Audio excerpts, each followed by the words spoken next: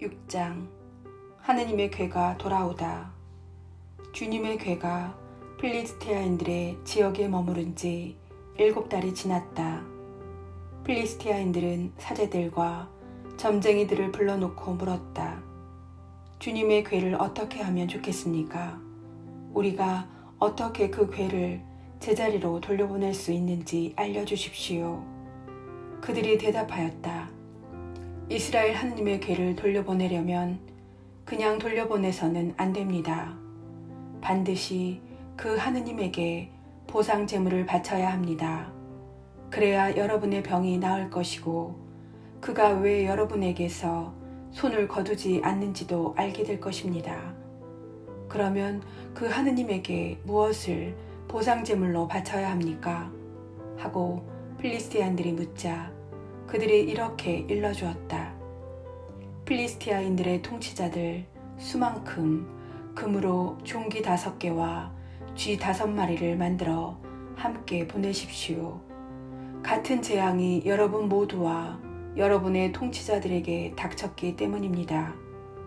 여러분은 이 땅을 파괴하고 있는 이 종기와 쥐 모양을 만들어 그것으로 이스라엘의 하느님에게 영광을 드려야 합니다. 그러면 아마도 그가 여러분에게서 그리고 여러분의 신들과 땅에서 자기 손을 거둘 것입니다. 왜 여러분은 파라오와 이집트인들처럼 고집을 부리려 합니까? 그가 이집트인들을 거칠게 다룬 다음에야 이집트인들이 이스라엘을 떠나가게 하지 않았습니까?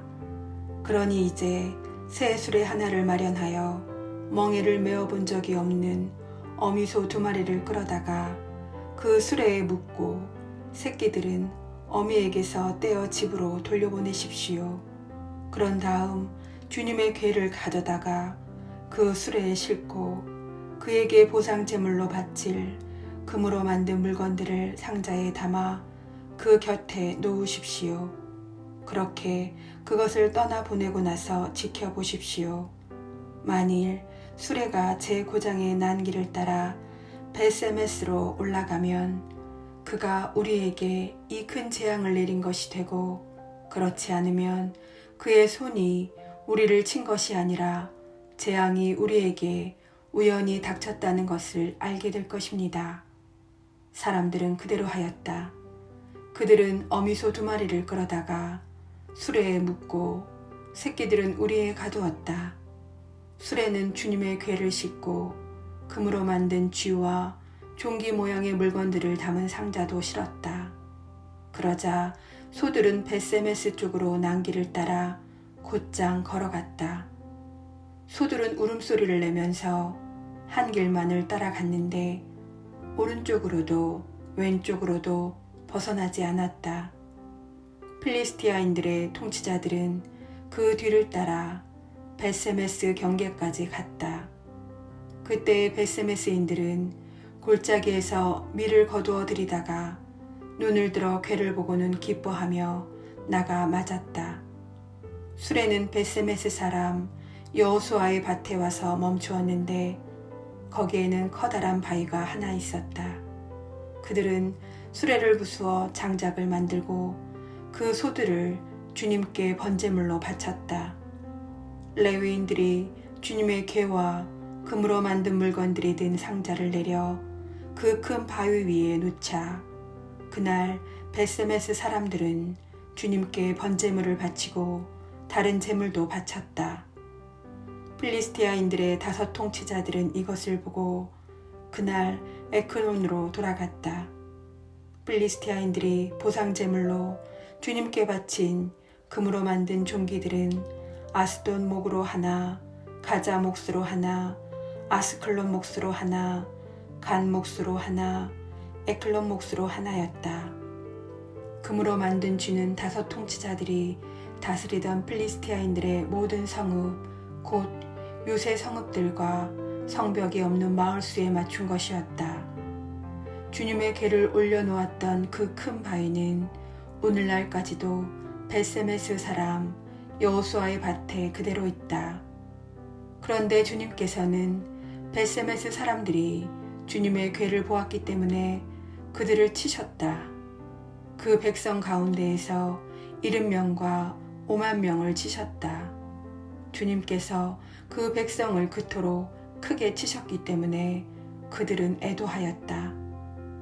벳세메스 사람들은 이렇게 거룩하신 하느님이신 주님 앞에 누가 감히 나설 수 있겠는가? 그리고 이분을 어디로 보내어 우리에게서 떠나시게 할까? 하고 의논하였다. 그러다가 그들은 기르얏 여아림 주민들에게 심부름꾼들을 보내어 필리스티아인들이 주님의 궤를 돌려보냈소. 내려와 모시고 올라가 주시오. 하고 청하였다. 7장.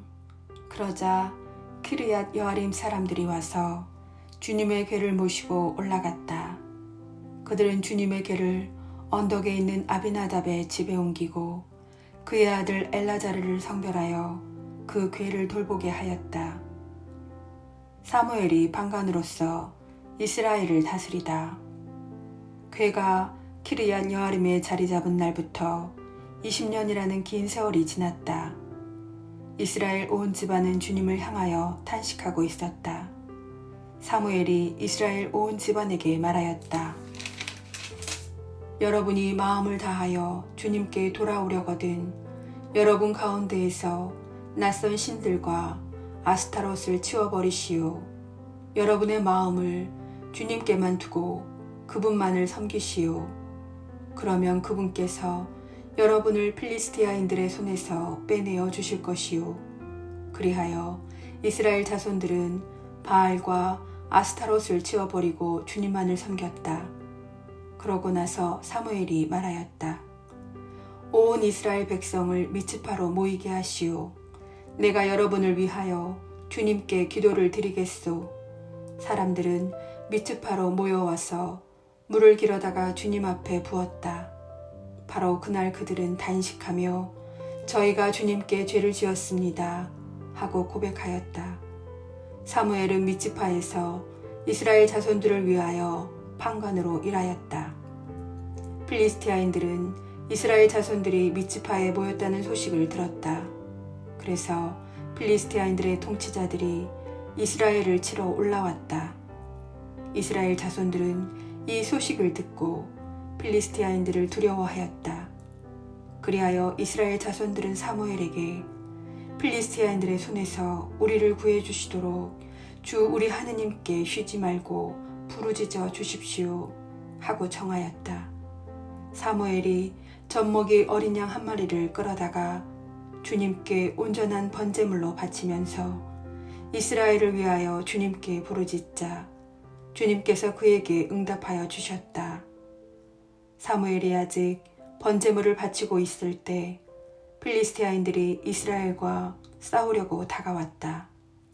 그날 주님께서 필리스티아인들 위에 큰 소리로 천둥을 물리시며 그들을 혼란에 빠뜨리시자 그들은 이스라엘 앞에서 패배하였다. 이스라엘 사람들은 미츠파에서 나와 벳가르 아래까지 쫓아가며 필리스티아인들을 쳤다. 사무엘은 돌을 하나 가져다가 미츠파와 센 사이에 세우고 주님께서 여기에 이르기까지 우리를 도우셨다 하며 그 돌의 이름을 에벤 에제르라 하였다. 필리스티아인들은 이렇게 꺾이고 나서 다시는 이스라엘 영토로 돌아오지 않았다. 사무엘이 살아있는 동안에는 주님의 손이 필리스티아인들을 억누르고 계셨던 것이다.